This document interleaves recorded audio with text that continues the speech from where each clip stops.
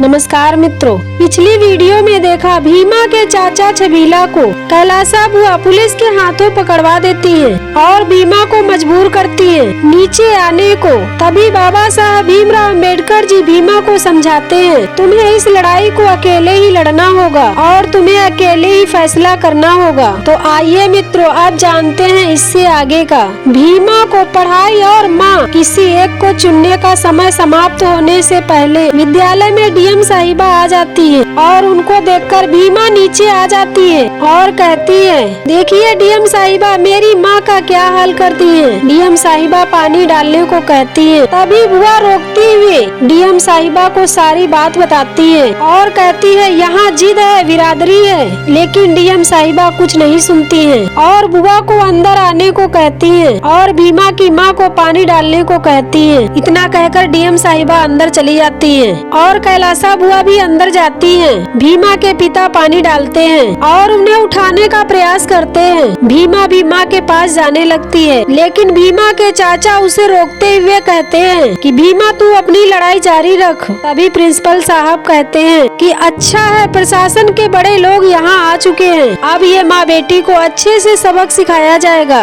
अंदर कैलासा बुआ और डीएम साहिबा में बातचीत होती है। डीएम साहिबा कैलासा बुआ से कहती है, क्या आपको पता है कि हम तक ये खबर किसने पहुंचाई होगी? बुआ कहती है, मेरा छोटा बेटा। डीएम साहिबा कहती है, नहीं, मुझ तक ये खबर मेरे ऑफिस के लोगों ने पहुंचाई है और उन तक यहाँ से उड़ते उड़ते पहुँची है। सारा इलाका जान गया है और सरकार तक भी ये बात पहुँच गई होगी। ऐसा बहुत कुछ कहकर समझाती है और कहती है कि मुझे इस लड़की को दाखिला करवाना होगा।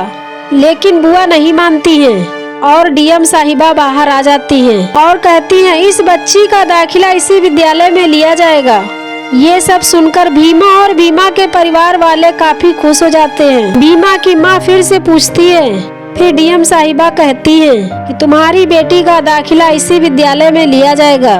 भीमा की माँ खुशी से रोने लगती है और भीमा से कहती है, तेरी लड़ाई सफल हो गई, अब तू भी पढ़ेगी। भीमा के सभी परिवार वाले खुश हो जाते हैं। बुआ का बेटा बहुत परेशान होता है भीमा के दाखिला को लेकर और आपस में बातचीत करता है।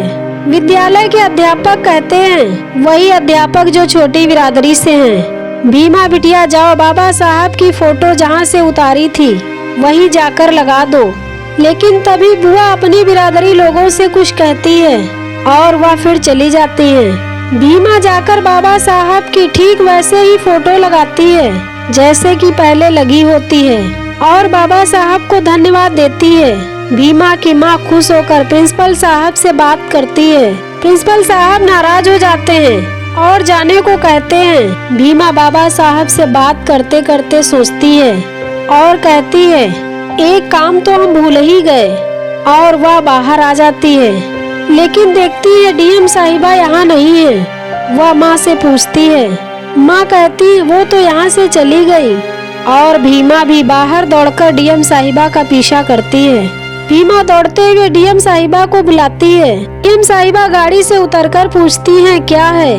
भीमा कहती है, धन्यवाद कहना है आपको, हमसे पढ़ाई और माँ एक को चुनने को कहा गया था, लेकिन आप सही समय पर आकर हमारे चुनाव करने की वजह खत्म कर दी आपने। आप नहीं आती तो पता नहीं हम क्या करते, इसीलिए आपका धन्यवाद।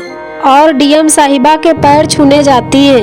तभी डीएम साहिबा पीछे हट जाती हैं। भीमा और उसके परिवार वाले दुखी हो जाते हैं। डीएम साहिबा वहाँ से चली जाती हैं। भीमा की माँ भीमा को समझाती है और कहती है कि डीएम साहिबा कितनी संकट मोचन है ये नहीं पता, लेकिन यह पता है कि तुम्हारे लिए संकट मोचन हमारा संविधान ही था, इसीलिए हाथ मत धरो, प्रणाम करो अपने संविधान को और अपने कानून को। फिर भीमा की माँ भीमा को समझाती है और कसम दिलाती है कि बेटा मेरी कसम खा, पढ़ाई के लिए जितनी लड़ाई लड़ी है उतनी ही जारी रखने के लिए लड़ेगी। अगर कभी हमारी और पढ़ाई के बीच में किसी एक को चुनना पड़े तो किसी एक को चुनेगी, तो पढ़ाई को चुनना, क्योंकि तुम्हारे सामने चुनाव करने वाले लोग बहुत हैं। इसीलिए कसम खा और निश्चय कर ले और हमें भी आश्वासन दे दे कि तू पढ़ेगी और हमेशा ही पढ़ाई चुनेगी। और इसी के बाद एपिसोड नंबर 7 समाप्त हो जाता है। तो मित्रों, इतने संघर्ष के बाद भीमा को आखिर दाखिला मिल ही गया। आपकी क्या राय है कमेंट कीजिएगा और हमारे चैनल को लाइक और सब्सक्राइब कीजिएगा। धन्यवाद। जय भीम, जय भारत, जय संविधान।